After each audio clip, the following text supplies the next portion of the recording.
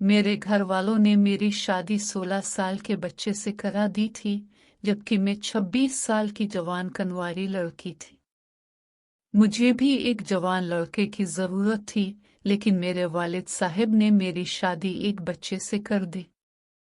शादी की पहली रात में दुल्हन बनी बैठी थी और लाजो मजबूरी में अपने 16 साला शौहर का इंतजार कर रही थी। मेरे दिल में कोई ख्वाहिश नहीं थी, बल्कि मुझे अपने वालिद पर शदीद गुस्सा आ रहा था, जिन्होंने अपनी बीमारी की वजह से मेरी शादी ये सोचकर एक छोटे बच्चे से करा दी कि कम अज कम मैं अबू के मरने से पहले अपने घर की हो जाऊंगी। लेकिन पता नहीं क्यों मेरे बाप ने एक बार भी मेरे जज्बात के बारे में नहीं सोचा। एक 16 साल का बच्चा मुझ जैसी 26 साला नौजवान लड़की को कैसे खुशी दे सकता था। मैं जवान थी और खूबसूरत थी। बहुत से लड़के थे जो मेरे साथ शादी की ख्वाहिश रखते थे, लेकिन मेरे बाप ने ये 16 साल का बच्चा मुझे देकर मेरी जिंदगी बर्बाद कर दी। ना वालिद ने मेरे जज्बात की परवाह की और ना मेरी ख्वाहिशात का कोई ख्याल रखा। ये सोचकर मेरा सर फट रहा था कि मैं इस बेजोड़ रिश्ते के साथ सारी जिंदगी कैसे गुजारूंगी। मेरे पास वापसी का कोई रास्ता न था। मेरे घर वाले मुझे रुखसत करके खुद तो मुतमईन हो गए थे, लेकिन मुझे ऐसी जलती हुई आग में झोंक दिया था जिसमें शायद मैं सारी जिंदगी जलने वाली थी। सारी रात आंसुओं की बारिश होती रही। मैं अपनी ही सोचों में गुम थी कि अचानक कमरे का दरवाजा खुला। मुझे लगा कि मेरा शौहर आया होगा, लेकिन एक 20 साल की लड़की मेरे पास आई। मैं तो अपनी ससुराल में किसी को भी नहीं जानती थी, इसलिए इस बात से भी बेखबर थी कि ये लड़की कौन है। इसकी नजरें मेरे वजूद पर जिमी हुई थी। वो मेरे सामने बैठी और मेरे हाथों को अपने हाथों में थामकर कहने लगी, तुम बहुत खूबसूरत हो सामा। तुम्हारे हाथ पांव कितने नरम और नाजुक हैं। तुम्हें कोई भी शहजादा मिल सकता था, लेकिन तुम्हारे वालिद ने मेरे भाई के साथ तुम्हें रुखसत करके तुम पर बड़ा जुल्म किया है।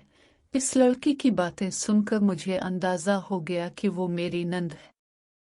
वो रिवायती नंद वाला किरदार अदा नहीं कर रही थी, बल्कि इसके हर अंदाज में मेरे लिए मोहब्बत थी। इसकी बात सुनकर मेरी आंखें नम हो गईं और मैंने बगैर कुछ कहे चंद आंसू बहा दिए। फिर वो कहने लगी, वो मेरा भाई भी तुम्हारा ख्याल रखेगा। बस वो अभी बच्चा है और मेरे बाप ने तुम्हारे बाप की दोस्ती की खातिर तुम दोनों को रिश्ते में बांध दिया है।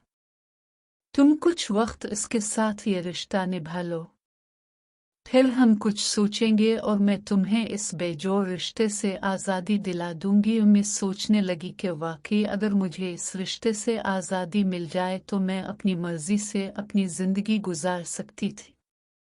मुझे अपने वालिद से कोई उम्मीद नहीं थी। मैंने सोच लिया था कि मैं पलटकर उनकी तरफ नहीं देखूंगी। वो मुझे तसल्ली देकर बाहर चली गई। इसके बाद एक 16 साल का बच्चा मेरे कमरे में आया और पहली ही नज़र में मैं जान गई कि यही मेरा शौहर है। अगर मेरा भाई होता तो शायद वो बिल्कुल इसी जैसा होता। वो मेरे करीब आकर बैठा और बेइख्तियार मेरी चूड़ियों से खेलते हुए कहने लगा, मुझे सुर्ख रंग की चूड़ियां बहुत पसंद हैं। ये तो आपकी गोरी गोरी कलाइयों पर बहुत अच्छी लग रही हैं। मैंने घबराकर अपने हाथ पीछे खींच लिए। वो 16 साल का था, लेकिन मेरा शौहर था और ये सोचकर मुझे घबराहट हो रही थी।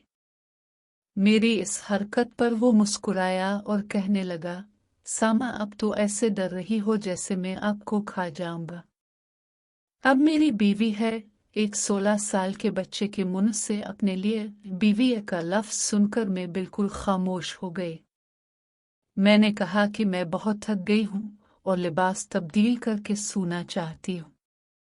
गुस्ल खाने में शावर के नीचे खड़ी रही। अचानक मुझे लगा जैसे कोई मुझे देख रहा है। जब वापस आई तो मेरा खावंद गहरी नींद में सो रहा था।